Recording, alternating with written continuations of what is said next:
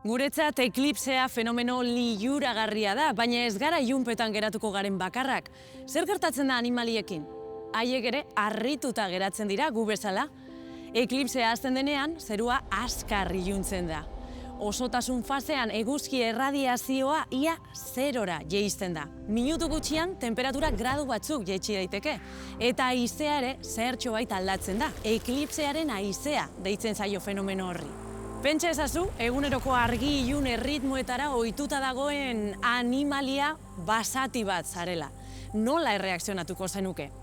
Ikerketen arabera, iluntasun une labur horiek nahikoa dira espezie askoren portaera aldatzeko. Oro har, eklipseak iraupen nahikoa duenean, animaliek normalean egun argiz egiten dutena egiteari uzten diote, baina ez dute benetako gaueko portaera hartzen. Nahastuta daude, batzuek bai, iluntzen hariko balitz bezala jokatzen dute, baina ez die guztiei berdin eragiten. Hegazti batzuk adibidez, hegaldia jaitsi eta pausatu egiten dira. Saguzarren kasuan bereziki sentikorrak diren espezieak dira, batez ere kobasuloetatik kanpo bizi direnak. Erleek berriz hegan egiteari uzten diote eta beren jarduera argi mailara egokitzen dute.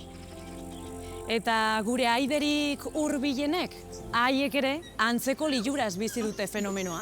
1984an txinpanse batzuk zuhaitzetara igo zirela ikusi zen eklipse osoko fasean zerua behatzeko. Ohikoa ez den portaera da, ez baita eguneroko ilunabarretan gertatzen. Eklipse batek ez du zerua bakarrik aldatzen, minutu batzuez zerua azpiko bizitza ere eraldatzen du.